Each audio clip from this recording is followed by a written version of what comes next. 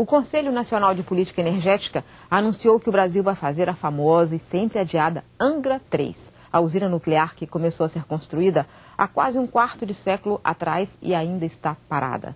A energia nuclear sempre foi e sempre será polêmica, mas hoje o movimento ambientalista, que sempre se opôs a essa forma de energia, está dividido. Há quem diga que, em tempos de aquecimento global, talvez seja uma boa ideia reabilitar uma fonte que não emite carbono. Mas tem o lixo, o custo, os riscos do uso da energia nuclear.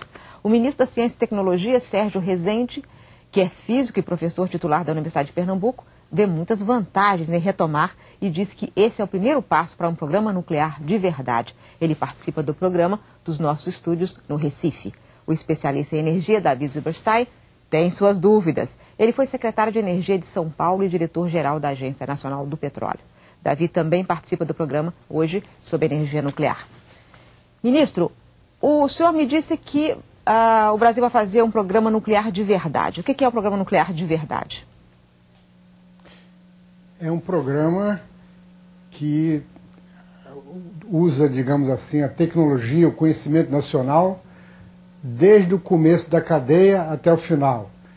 O começo é no processamento do combustível, que é urânio enriquecido. E o final é exatamente a utilização desse combustível para movimentar usinas termoelétricas, são usinas chamadas nucleotérmicas, porque a energia nuclear é utilizada para esquentar a água, fazer vapor e rodar a turbina. E no final tem energia. Nós precisamos de energia elétrica no Brasil. Sim, ministro, mas eu quando falar energia, um programa de verdade, você está falando de várias outras usinas, porque a empresa de pesquisa energética está prevendo várias usinas. Então não é apenas terminar a Angra 3, é fazer várias outras, é ter um programa longo de várias unidades, é isso? É isso. Retomar a Angra 3 é importante porque é uma obra iniciada, equipamentos comprados, então esse é o primeiro passo. E a usina toda projetada, já com licenciamento ambiental para o local, então retomar a construção de Angra 3 e concluir é o primeiro passo. Agora, o Brasil tendo combustível, tem minério de urânio suficiente para movimentar muitas outras usinas, é possível perfeitamente prever que nós vamos precisar de mais usinas nucleares, e aí então trata-se de fazer um planejamento que tem já algumas ideias, mas que está ainda muito longe de uma fase que precisamos chegar, e aí então estão previstas algumas usinas. Fala-se 4, 5, 6, não há definição ainda. Mas a partir da retomada do programa, então os nossos técnicos, pesquisadores, entendidos no assunto, vão se debruçar sobre a questão e fazer um planejamento de longo prazo. Você que é um especialista no assunto, você acha que, se dependesse de você, naquele conselho ali que teve 9 votos a favor de Angra 3 e 1 voto contra do Ministério do Meio Ambiente, com quem você votaria? Eu votaria contra. Primeiro eu queria cumprimentar o ministro, eu acho o ministro uma pessoa que conheço de trabalhos há alguns anos, uma pessoa muito séria e obviamente, em primeiro lugar, ninguém pode discordar do ministro quando ele diz que a pesquisa nuclear é uma coisa fundamental para qualquer país. Agora, se a gente não pode pegar por exemplo, o conceito de gerar energia, levando em consideração, vamos dizer, um efeito colateral. Bom, a pesquisa é importante, mas não necessariamente para isso você precisa construir alguma coisa que está sendo abandonada no mundo inteiro. Toda essa história de não emitir CO2, e que é verdade, não emitir CO2, mas no Brasil, e a diferença de outros países, como por exemplo na Ásia, hoje você tem no mundo 22 usinas nucleares sendo construídas.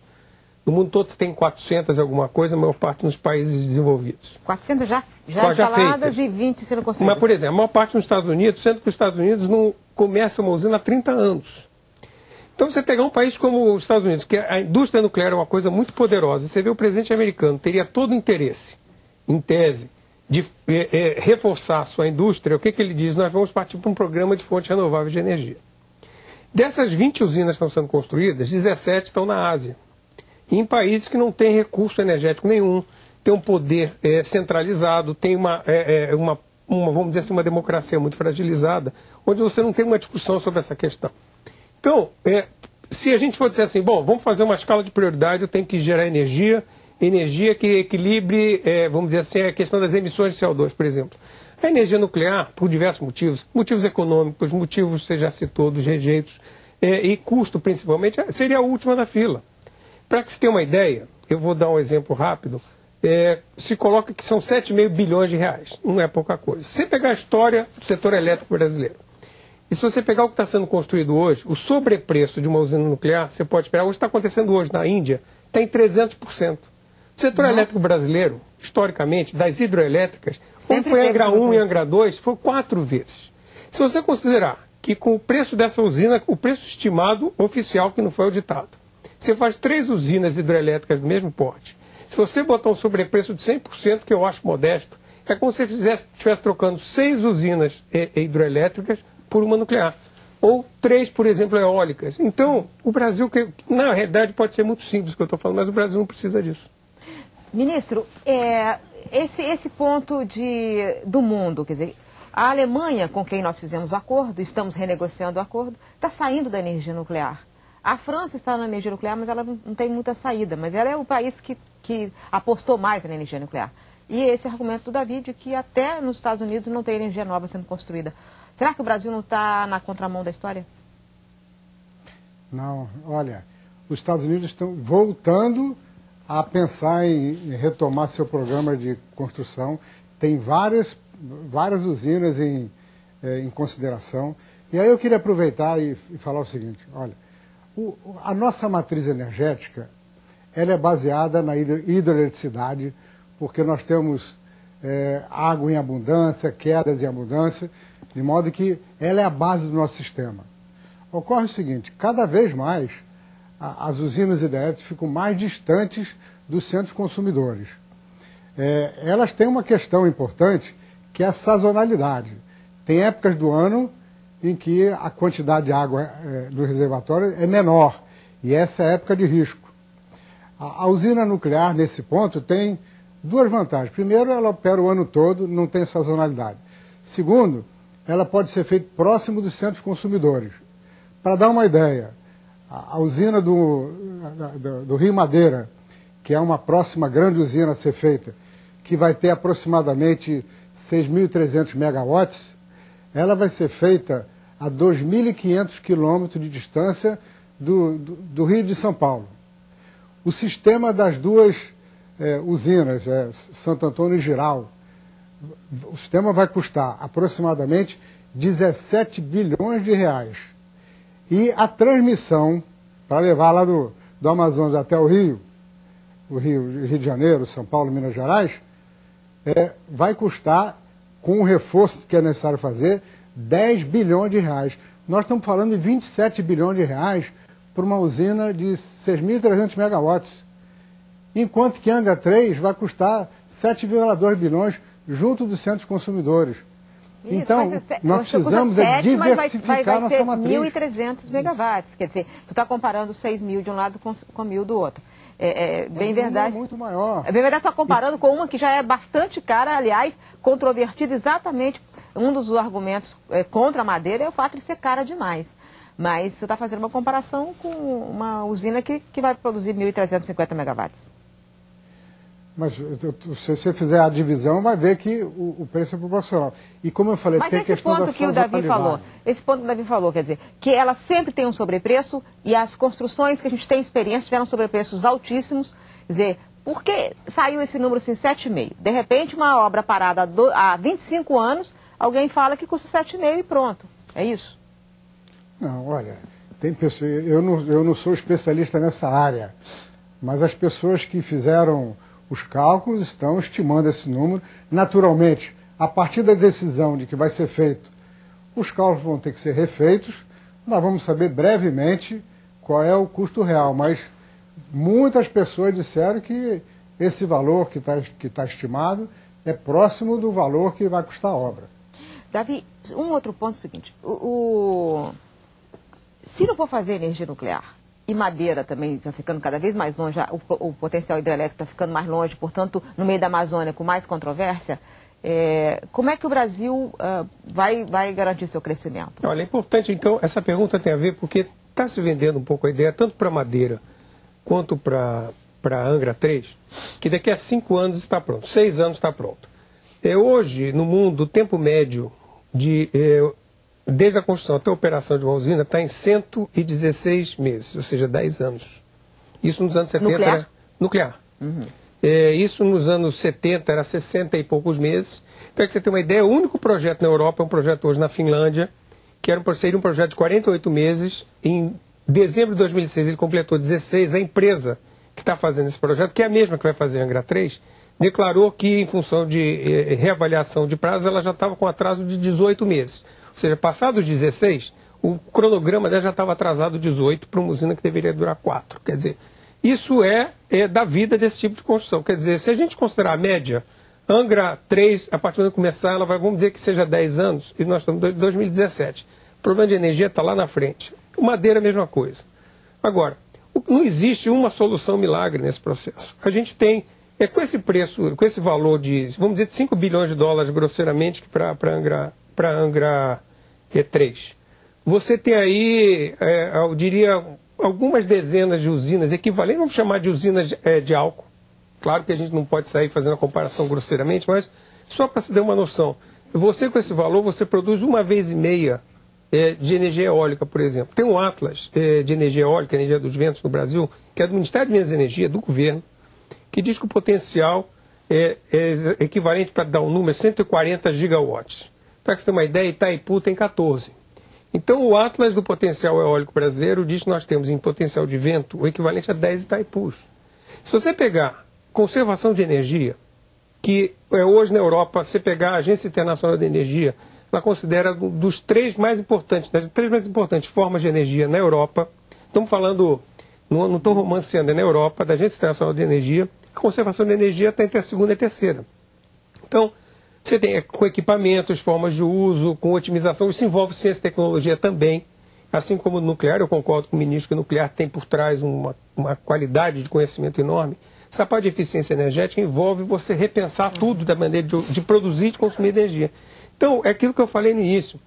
Nuclear, se a gente estivesse na Coreia, eu dizia assim, olha, Miriam Leitão, espaço aberto na Coreia, a gente diria assim, olha, realmente a gente não tem outra alternativa. Mas no Brasil, vamos fazer uma fila de prioridade e de dinheiro, porque tem uma coisa também, se isso fosse muito bom, o setor privado também iria querer fazer. Ninguém quer fazer. Por que será que ninguém quer fazer? Nos Estados Unidos é altamente subsidiada a energia. Formalmente, é monopólio estatal no Brasil. Não, mas não necessariamente. Se houvesse interesse, por que o governo ia despender 7, 10 bilhões de reais desnecessariamente para produzir energia? Poderia fazer. Ministro, esse ponto, assim, olha, a gente, o senhor disse bem, a gente já usou muito rios, né, para produzir energia. Mas o Brasil tem também vento, sol, biomassa, possibilidade de produção, de recuperação das atuais hidrelétricas, marés, todas as outras fontes de energia. O Brasil tem muitas vantagens nessa área. Por que fica só, assim, ou em energia hidrelétrica, ou então outras opções que assustam, como nuclear e carvão, coisas assim? Miriam, você tem toda a razão. Ocorre que o Brasil é um país, né, privilegiadíssimo em termos de natureza, ele tem todas essas opções. E tem uma coisa importante acontecendo. A empresa brasileira de planejamento energético, criada com o objetivo de olhar o cenário energético de uma maneira global, pela primeira vez aqui no Brasil, fez um plano levando em consideração todas as fontes. E todas estão consideradas. Então a energia eólica está considerada, ela é importante, mas nós sabemos que a energia eólica só funciona quando tem vento. E tem alguns problemas de sincronização. Então, nós não podemos ter um sistema que seja majoritariamente feito por energia eólica. A biomassa está considerada, os biocombustíveis. Então, há um planejamento energético feito para o Brasil para 2030 que considera todas as fontes. E a nuclear entra com um pedacinho à toa. Hoje a nuclear corresponde a 2% da matriz energética. Em 2030 corresponderia a 4% ou 5%. Então não se trata de falar ou nuclear ou as outras. A nuclear está sendo considerada por quê? Porque nós temos urânio, a 6ª reserva de minério de urânio do mundo. É uma fonte que tem. Se nós não usarmos, o que nós vamos fazer? Podemos exportar urânio, mas nós vamos precisar de energia. Esse país precisa de muita energia para continuar crescendo. Então, desprezar a energia nuclear, realmente não há razão para isso, porque hoje é uma energia segura, a tecnologia é dominada por nós, então deixar essa energia de fora e ficar contrapondo ela à eólica, à solar, assim por diante, não é uma boa coisa. Como eu falei, a EPE fez um estudo bastante abrangente e a ideia é nós temos em alguns anos uma matriz bastante diversificada, usando todas as fontes possíveis que o Brasil dispõe.